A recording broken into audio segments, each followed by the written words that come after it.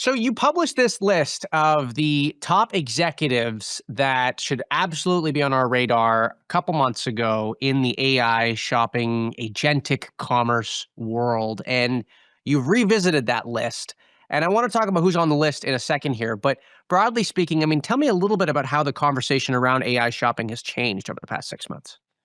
Sure. I mean, I think so. We originally published the first version of the list in May last year.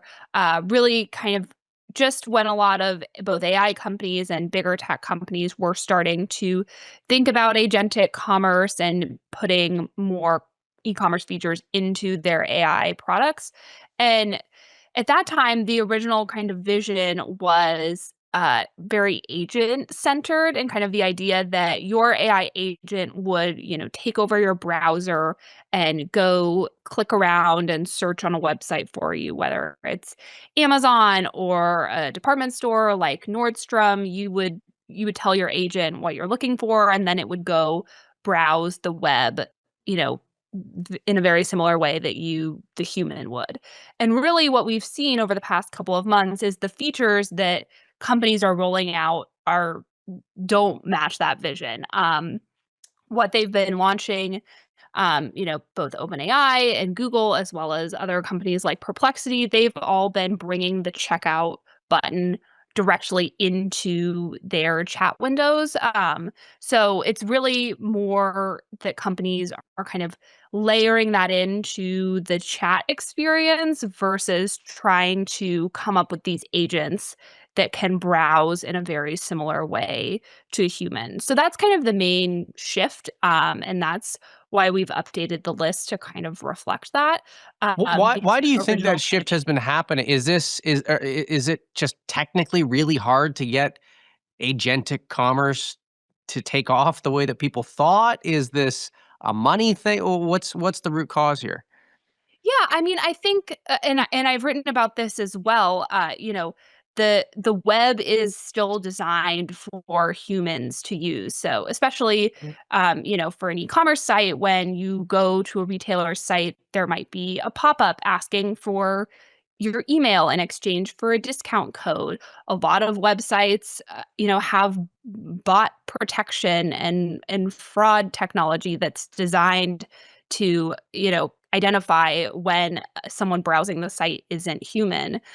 So just kind of the way that websites are structured, at least from kind of the user experience perspective, it's really still kind of built for humans. And so a lot of companies have really struggled to build something around that. And kind of the checkout button route has been a lot easier and faster for them to get going, although it certainly, has its own challenges. So, how does this then reflect the change in the talent tracker that you made on our website? Who has more power today in this story and who has less power?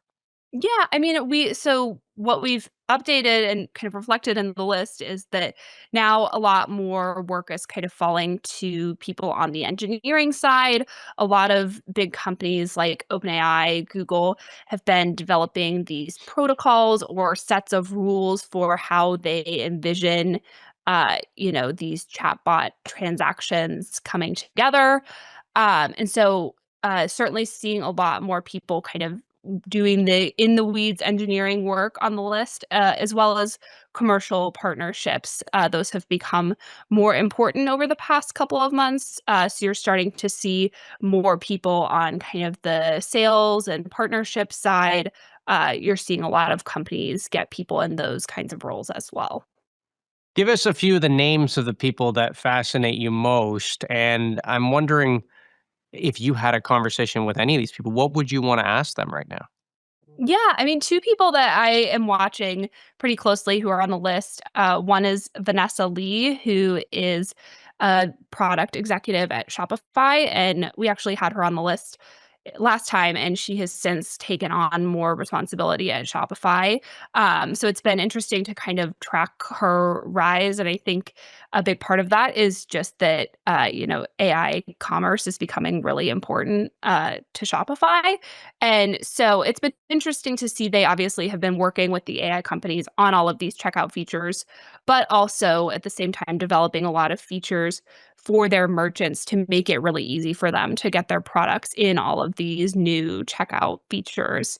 So I'm definitely watching her very closely, as well as a relatively new hire, Assad Awan at OpenAI. He just joined the past couple of months after more than a decade at Meta, and he's working on the ad side, which hasn't been explicitly linked to their e-commerce efforts just yet.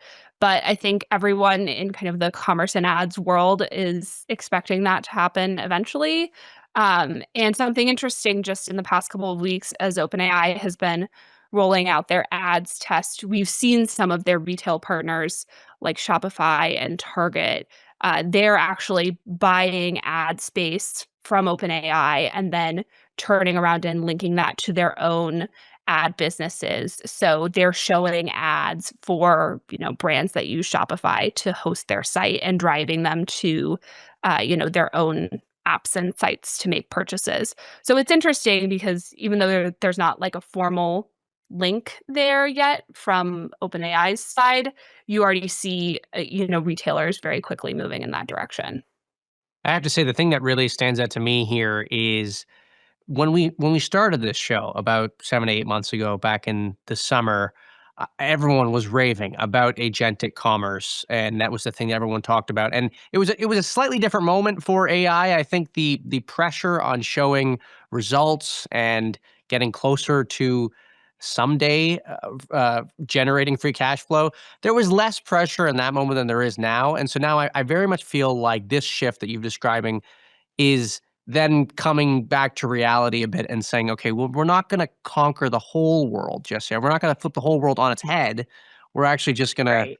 sorta do things the way that we know how to do them." And, I don't even know that I want an agent to do my shopping for me at the end of the day, so No, I mean that's a really great point, and I think that's a question that a lot of these companies are working through right now is where does it make sense to have an agent or, ChatGPT shop for you, and where do people wanna do it themselves?